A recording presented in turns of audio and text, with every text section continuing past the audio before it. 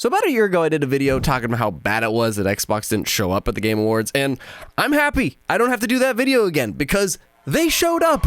But this being the final showcase of the year of whatever kind, they still left us with a lot of big questions like platform exclusivity, whatever the heck this is, and maybe most importantly, release windows. So now let's just come together, now the dust has settled, to speculate what does Xbox's future look like now after the Game Awards. First, let's talk about the thing that was the most viewed reaction I put up after the Game Awards, being Blade. And it's not just Blade, it's a Blade game developed by Arkane Leon. And a lot of people are just gonna assume like, oh, it's the studio that did Redfall. They're just gonna mess this up again. And I do want to say I find it hilarious that both of Arkane's teams were both working on a vampire game. Am I the only one that caught that? But Arkane Leon are I would argue, the team with the better track record. They're the ones that did Dishonored. They're the ones that did Deathloop, which was their last game.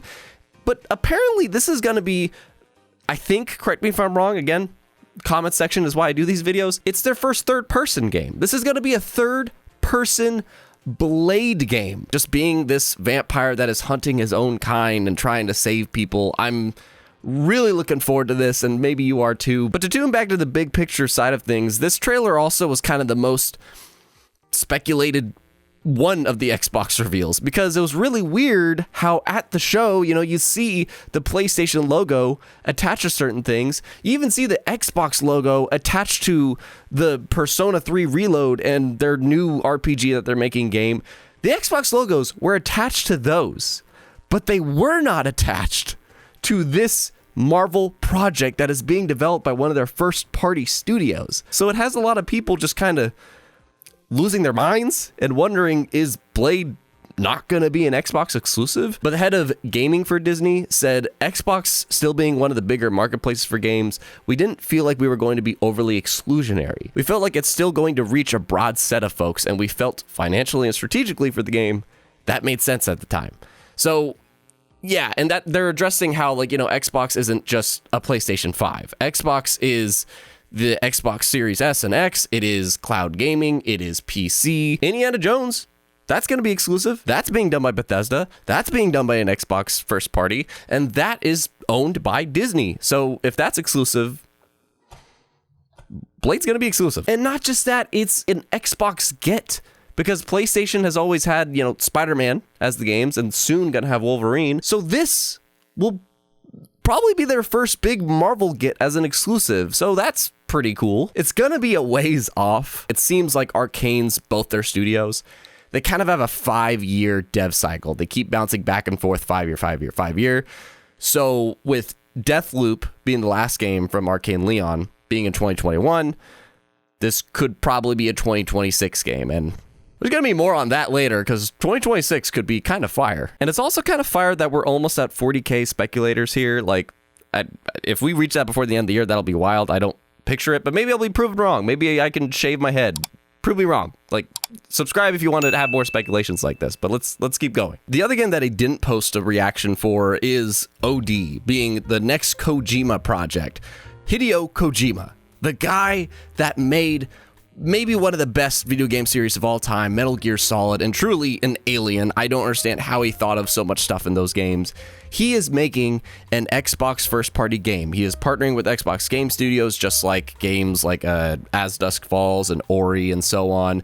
These partnered games. And this is one of the most monumental partners, I would argue maybe the most monumental partner Xbox Game Studios has had. And it's really cool that he's working on something for both PlayStation and Xbox, Death Stranding 2 and OD at the same time. So, man, staying busy. And the thing that I called a year ago was that this would be a cinematic reveal, and that's really kind of what we got, but we're mostly just seeing the facial capture power that the Unreal 5 engine has, but also the meta-human thing. I think that's what it's called. I forget. It's the same technology they're using for Hellblade 2, which we're going to get to in a moment. So we didn't get to see much of what the project is, other than it's going to be a collaboration with freaking Jordan Peele, who is now a very great horror writer. This is going to be a horror game incorporating elements that's like, it's going to be a video game, but it's also going to kind of be a movie. But because this is an Xbox Game Studios game, it's going to be a day one on Game Pass. I repeat, a Hideo Kojima game is going to be a day one launch on Game Pass. It's kind of wild. Even though it's a horror game, that will probably make me try it out. Like, how could I not? And it just really adds to the variety that Xbox Game Studios does. They're not all the same type of game, and this really goes with that as a game that's using cloud technology, meta face human Unreal Engine stuff, making it a horror game too. That's something that we don't get too much from their first party studios. I think I actually said that a long time ago too. So that's really cool. Just the variety that you get being a subscriber to them. But speaking of stunning visuals, we have to talk about Hellblade 2.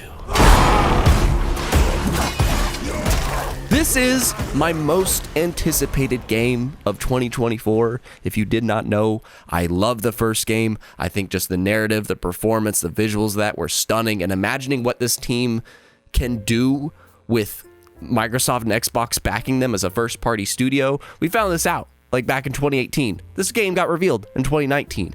And ever since, we haven't gotten a straight look at this game.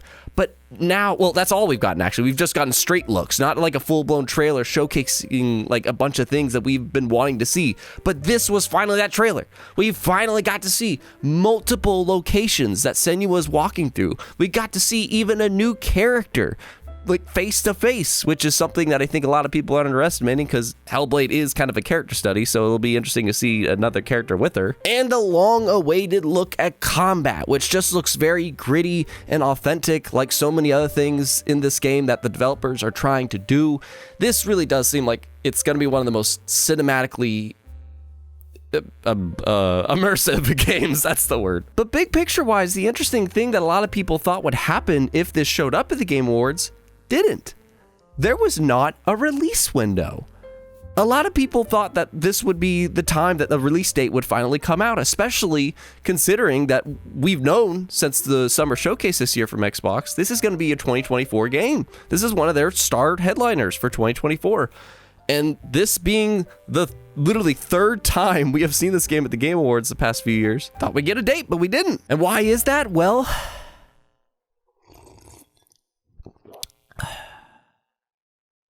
let's talk about that. Let's just pull in the speculation train, okay? And this is where I really want your guys' takes on this. But I talked previously on how Xbox showed off hard this year. That was a previous video. Tune into that after this. And they did great. They had a great job being present throughout the year. Their showcase gave us a look, though, at their 2024 games, being Avowed, Hellblade 2, Microsoft Flight Sim 2024, and Towerborn, another partner game studio project. Those are our 4 2024 games.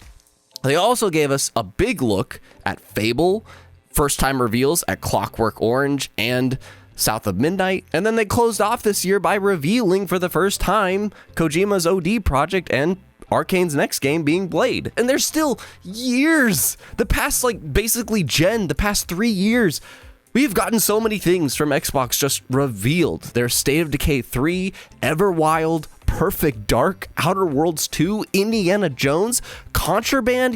Did you forget about Contraband? Because I almost did. And then we haven't even talked about the unknowns like ID Software's next game and the Coalition. Both those guys haven't released a brand new game, keywords brand new game, on the series consoles yet. And then we're still waiting to see how the heck Activision Blizzard really gets integrated into Xbox. We really haven't felt the results of that. It feels like even just the knowns, we know more about what's in the works than maybe PlayStation and Nintendo combined. The reason that they didn't talk about the Hellblade 2 release window at the Game Awards that I teased at earlier is because there's going to be a developer direct. I truly believe that is a trend. They did this in 2023. It was a great way to kick off the year at the end of January, just talking about all the projects that you have in mind to release this year from your first party studios. And I really hope Xbox does that again. It'd be even wild if they somehow got a Blizzard Activision team into that. I doubt that'll happen, but even if it doesn't, that's fine. That's where they're going to talk about the Hellblade 2 release window. And they already have their 4 games of the year covered, but there might be a 5th one. That's what happened with Hi-Fi Rush, one of my games of the year. That game not only got shadow dropped, but that kind of just got revealed there. Is there any of these games you think we could get another look at or release this year, or maybe we will get a reveal?